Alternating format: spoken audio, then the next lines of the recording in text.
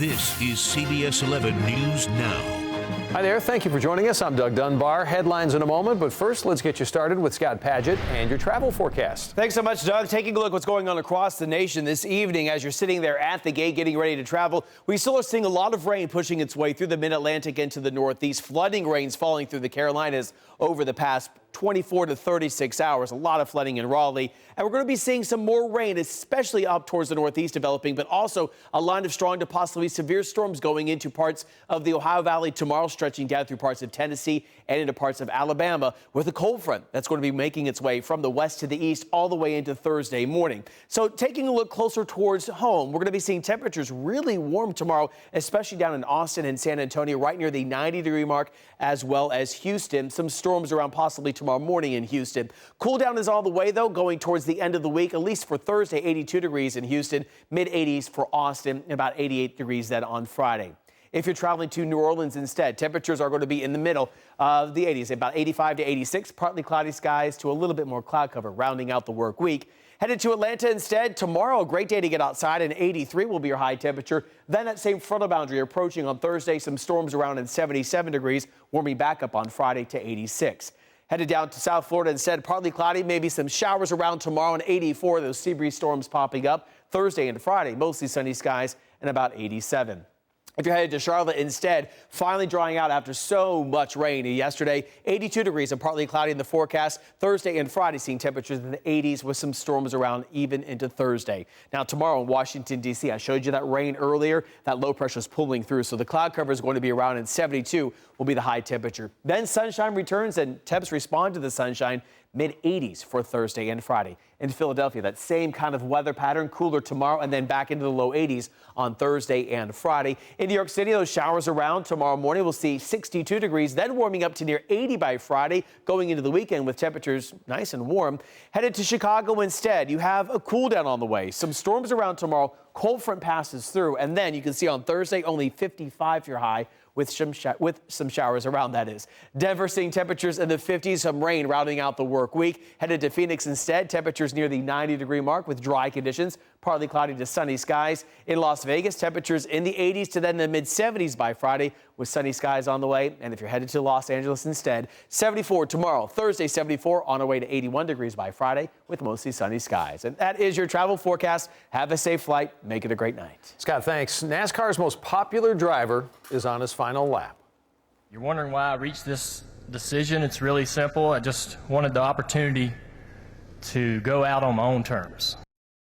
Dale Earnhardt Jr. announcing earlier today that he is going to retire after the 2017 season. His team, Hendrick Motorsports, made the initial announcement this morning. Earnhardt Jr. is a third-generation racer, as you probably well know. While he has never seen the same success as his father, he has won NASCAR's Most Popular Driver award 14 times. He's won races. Still, the president of Texas Motor Speedway says there are new drivers that are worth rooting for. It's going to be one of those things where fans will quickly jump to another driver and identify with them and continue to be fans of the sport. Earnhardt did get married in the off-season, says he wants to focus now on starting a family. He's also been plagued by a series of concussions as well, and he feels it's time. For the first time in 10 years, members of the Writers Guild of America have voted to authorize a strike. They have less than a week now to work out a new contract with producers. As Maria Villarreal tells us, a strike could knock some of your favorite shows off the air. For now, it's all smiles on the late-night talk shows.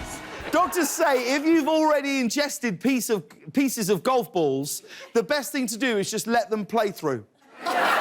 But all those jokes come from union writers who could soon be putting their pens down and putting those shows in jeopardy.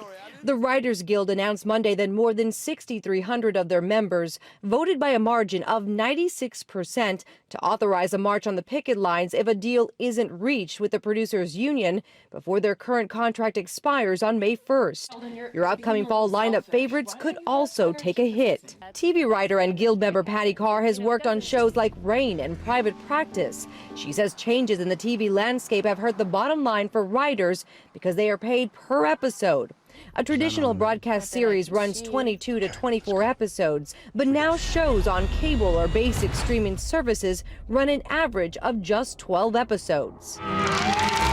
These shows are often shot to look more like a movie, taking longer in production, which keeps riders tied up for the same amount of time while making less money. The average income for riders has gone down 23%. Riders are asking for higher script fees, bigger residuals from streaming media, and larger contributions to their health plan.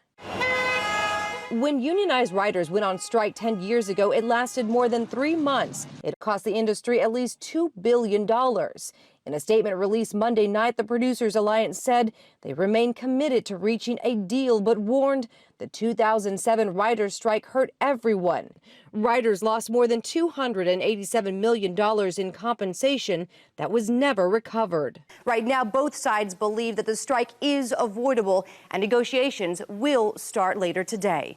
Mireya Villarreal, CBS News, Los Angeles. Just days after Samsung released the Galaxy S8, they are now rolling out a software update. Customers initially have complained that the display had a really red tint to it.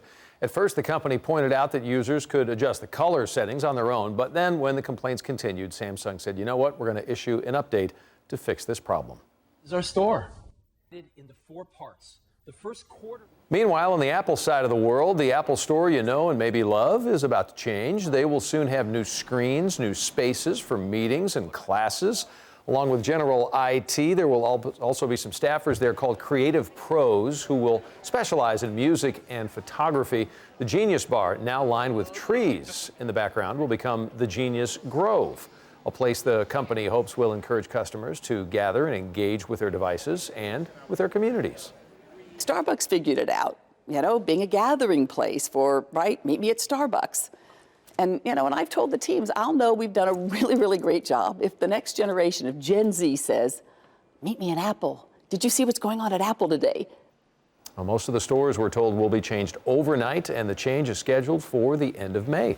We'll see you right back here in less than 1 hour. This has been CBS 11 News Now. Be sure to follow us on Facebook and Twitter for the latest local news and weather.